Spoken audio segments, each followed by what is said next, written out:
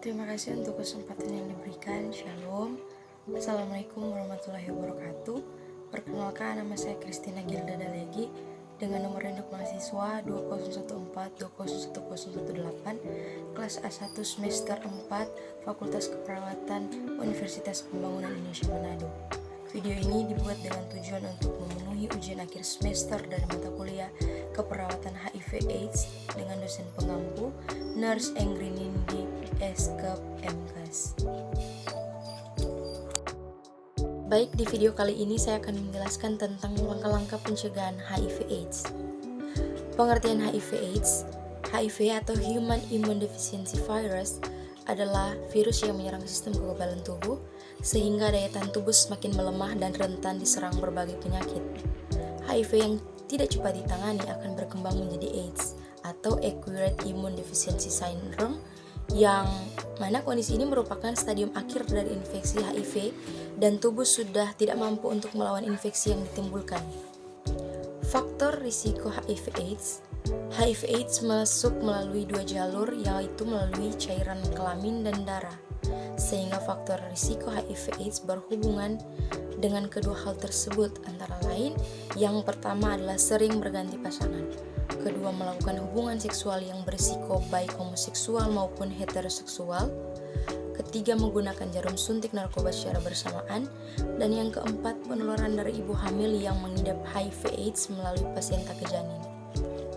Gejala HIV/AIDS ada 4 stadium. Stadium yang pertama, fase ini disebut sebagai infeksi HIV asimptomatik, di mana gejala HIV awal masih tidak terasa. Nah, di fase ini belum masuk kategori sebagai AIDS karena tidak menunjukkan gejala. Apabila ada gejala, yang sering terjadi adalah pembengkakan kelenjar getah bening di beberapa bagian tubuh seperti ketiak dan lipatan paha. Penderita ODH atau orang dengan HIV/AIDS pada fase ini masih terlihat sehat dan normal, namun penderita sudah terinfeksi serta dapat menularkan virus ke orang lain. Stadium kedua, daya tahan tubuh ODH pada fase ini mulai menurun, namun gejala mulai muncul dapat berupa penurunan berat badan tanpa sebab yang jelas. Penurunan ini dapat mencapai kurang dari 10% dari berat badan sebelumnya. Infeksi saluran pernafasan seperti sinusitis, bronkitis, radang telinga tengah, dan radang tenggorokan.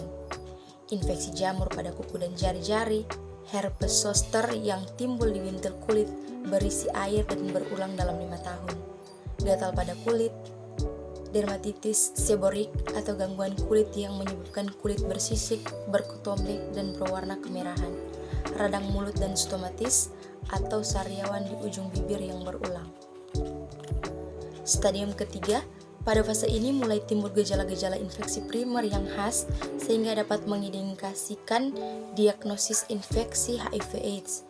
Gejala pada stadium 3 antara lain diare kronis yang berlangsung lebih dari 1 bulan tanpa penyebab yang jelas, penurunan berat badan kurang dari 10% berat badan sebelumnya tanpa penyebab yang jelas, demam yang terus hilang dan muncul selama lebih dari 1 bulan, infeksi jamur di mulut, mulai bercak putih pada lidah yang tampak kasar, berobak dan berbulu, tuberkulosis paru, radang mulut akut, radang gusi, radang infeksi gusi yang tidak kunjung sembuh, penurunan sel darah merah, sel darah putih, dan trombosit.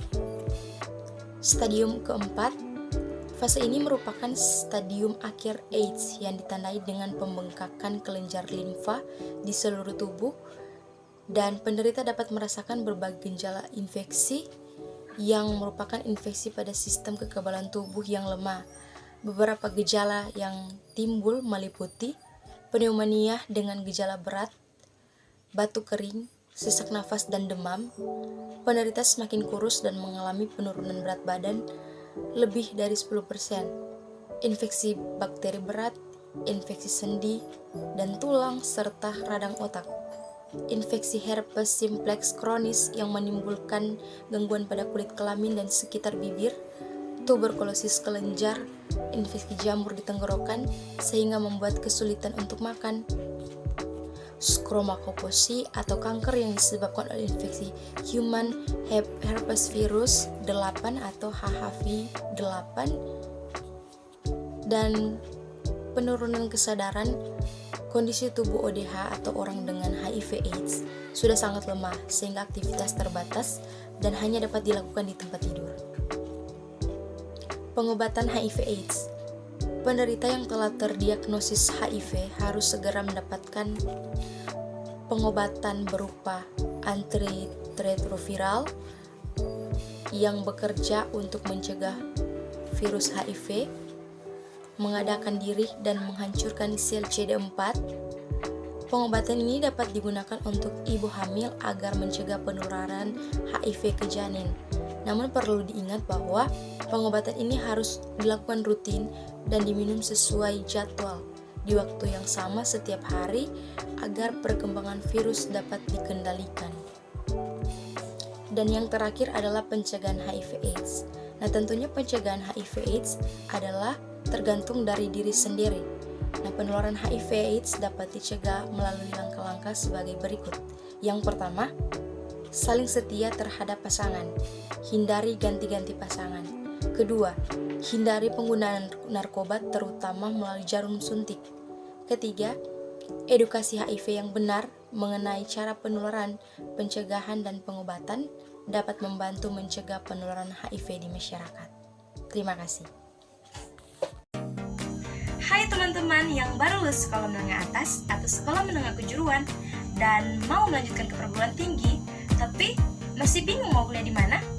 Tenang, kami Universitas Pembangunan Indonesia Manado hadir untuk menjawab pertanyaan teman-teman. Universitas Pembangunan Indonesia Manado adalah salah satu kampus terbaik di Nusantara yang sudah banyak melahirkan lulusan-lulusan terbaik dan berkualitas. Dan di Universitas Pembangunan Indonesia Manado ada 6 fakultas. Yang pertama, Fakultas Keperawatan. Kedua, Fakultas Hukum. Ketiga, Fakultas Teknik. Keempat, Fakultas Sospol. Kelima, Fakultas Sastra. Dan yang keenam, Fakultas Pertanian. Untuk itu, mari gabung bersama kami, Universitas Pembangunan Indonesia Manado, Kampus Biru Maju. Terima kasih.